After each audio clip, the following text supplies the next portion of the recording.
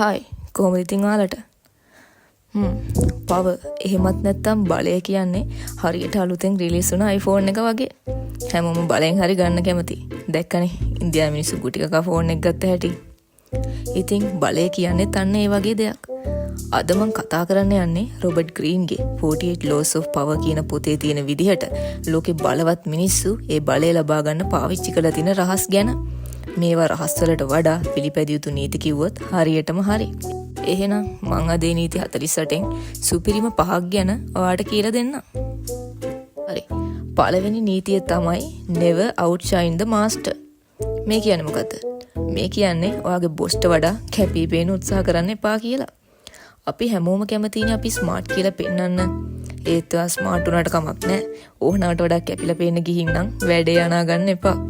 මොකද ඔයාගේ බොස් එහෙම නැත්නම් කවුරුම වුණත් ඔයාට වඩා ඉහළ තනතුරක ඉන්න කෙනෙක් කැමති නැහැ. ඔයා එයාලට වඩා ඉහළට යනවා දකින්න. ඉතින් ඔයා එයාලට වඩා කොච්චර ස්මාර්ට් වැඩක් වුණත් කමක් නැහැ. ඔයාට පුළුවන් ඔයා ඒ වැඩේ සුපිරියට කරගත්තේ එයාලගේ උදව් හම්බුන හින්දා කියලා එයාලව පොඩ්ඩක් මුරුන් ගත්තේ තියන්න. ඔන්න මගේ ලිස්ට් එකේ දෙවෙනි නීතිය තමයි conceal your intentions. මේ කියන්නේ මොකක්ද? මේ කියන්නේ ඔයාගේ plans හැමෝටම කියන්න යන්න එපා කියලා. අපි හරිම කැමතින අපි කරන කියන දේවල් අනික් අයට පෙන්නන්න කිය යන්න. රොබර්ට් ග්‍රීන් කියනවා "හේ ගොන් වැඩේ නම් කරන්නම එපා" කියලා.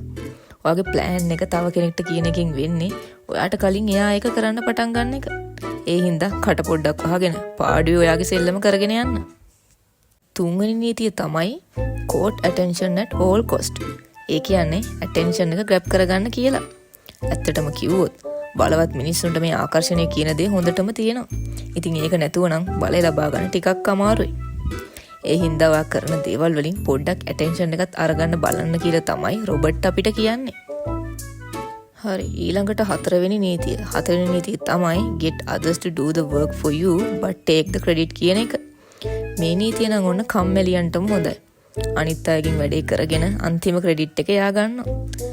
මේ ක්‍රමේ දේශපාලන ලෝකේ ඒ වගේම වගේ වර්ක් ප්ලේස් එකේ නිතරම වගේ යූස් වෙනවා. මේක නායකයන්ගේ ලක්ෂණයක් කියලා තමයි රොබර්ට් නම් කියන්නේ. ඉතින් ඔයාටත් පුළුවන් මේ නීතිය try කරලා බලන්න. පස්වෙනි නීතිය තමයි discover each man's thumb screw.